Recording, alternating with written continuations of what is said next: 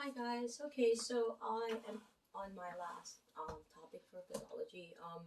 It will be pertaining to the lesions. So I have a separate video explaining the occurrence of the lesion, and then you know the types of nerve pain, and now I'm doing a separate video between ulnar nerve lesion, medium nerve lesion, radial nerve lesion, and sciatic um, nerve lesions. Okay, so I'm going to start with ulnar nerve lesion, although I have to get them in a separate videos. Okay, so I have explained before the difference between a claw hand. I hope you can check, right, the Benedictine hand, right? So if it's ulnar nerve, um, it's a complete paralysis of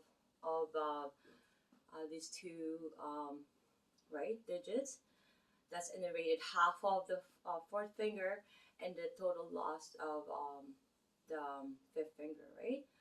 Um, that's why it's inability to extend, right? Whereas if it's a median nerve, it's inability um, to flex the rest of these guys. These will flex, but not these, right? So I will explain that, but watch the video. Okay, so going back, ulnar nerve lesions. Okay, so basically, I will be doing a video of the physiology and anatomy. I'm gonna skip that because it's hard to just read on the book, and then you guys won't know anything. And the same way with me, right? So I'm gonna have a separate video with that. That'll be interesting, really. Okay, so basically the ulnar nerve originates from the medial cord of the brachial plexus, right? It's a CA to T1, so keep that in mind, CA to T1, okay? It's the entire brachial plexus, okay? So it follows along the posterior wall of the axilla under the pectoralis minor. So in the upper arm, it shares a common neurovascular bundle with the median nerve until it reaches the insertion of the coracobrachialis in the upper and the mid upper arm. Okay, so ulnar nerve then travels along the medial triceps. Okay, generally it follows a relatively superficial course in the upper arm. So um, what I'm going to do here, I'm just going to kind of simplify the muscles, right? Because we do know there's eight, like four, and then me like superficial, four superficial, one really like moderate deep, and then there's that three, right? So 4 minus 1 equals 3, sort of. Okay, so that's how we'll remember that. Okay, so but let me just explain of the 1/2 loaf, if you can remember this system, or this is the system that I remember with ulnar nerve, right? Um, okay, so what's going to be affected will be the 1/2 loaf. Okay, so what's going to happen is the thenar eminence, which is the loaf muscles, right? It's the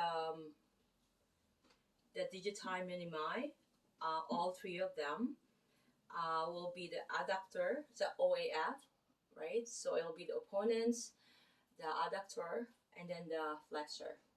They're all digiti minimi, right? So those are the OAF from the loaf. And half of the lumbricals we all know, right? It will be half of this will be this one, right?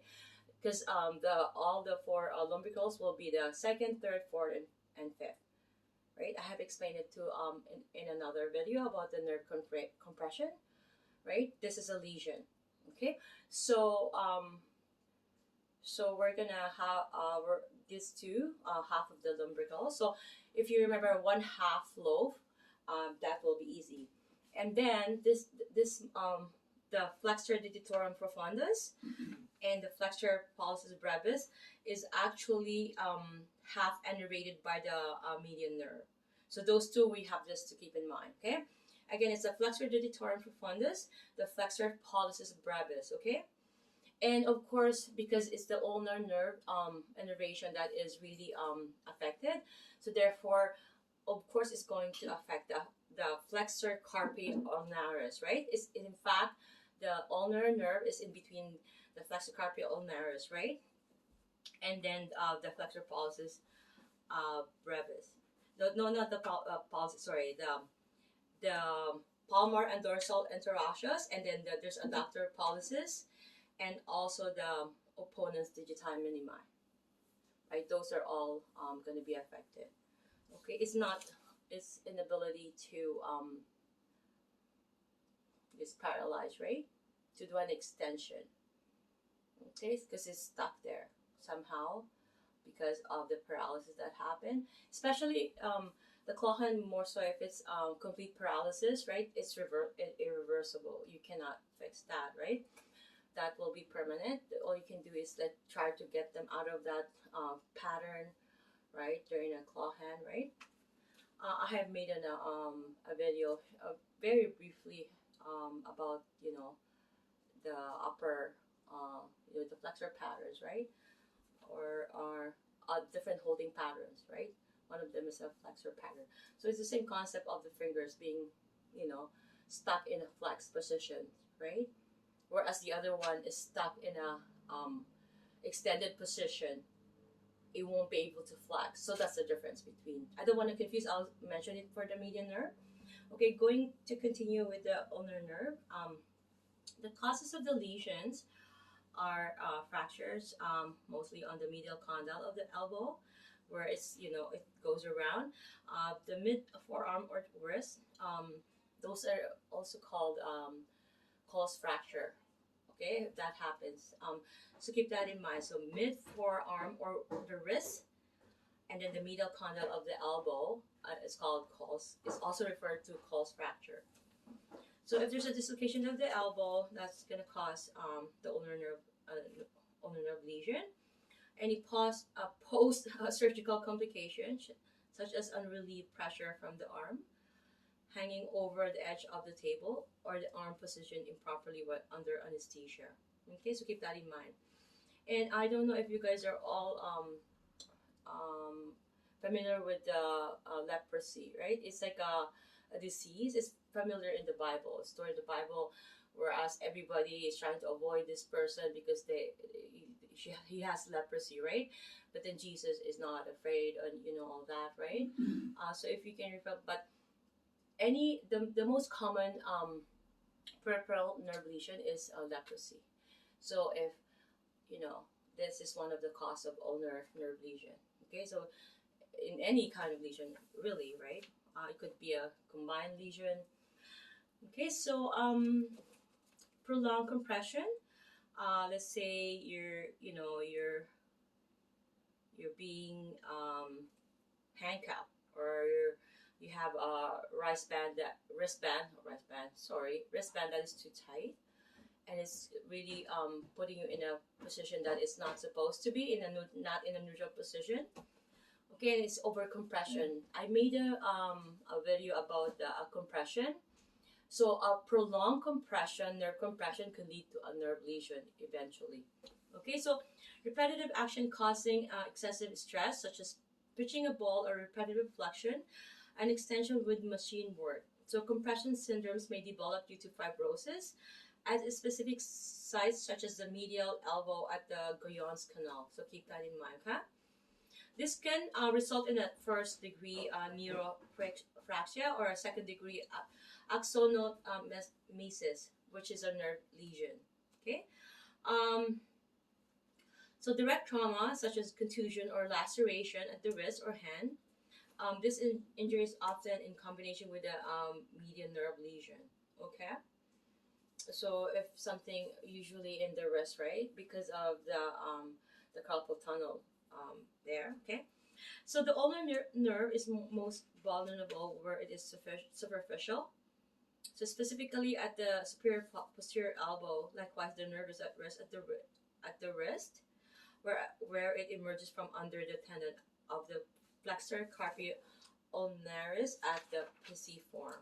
Okay, I'm just gonna, so we can conduct a test for ulnar nerve lesion is a Froman's test, right? So let's say if a client comes, they were diagnosed by a doctor or a neurologist, right?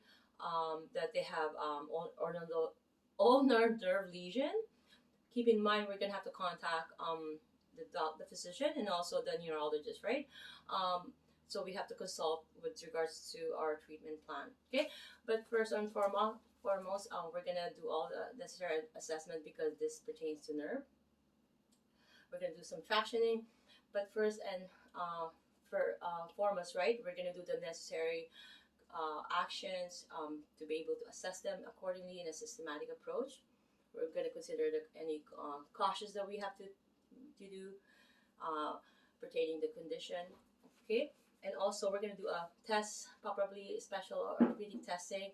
And one of them to mention by heart is the Froman's test, where you have a piece of paper. You're just going to ask the client to pull the piece of paper, and if the client is not able to the paper is released by the client, like is unable to hold a grip on the paper, then that means they are positive for ulnar nerve lesion.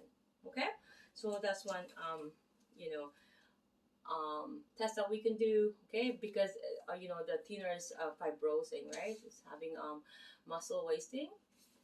Okay, so I'm just going to mention what would be the contraindication for lesions. Okay, I'm going to do another video with regards to that because I think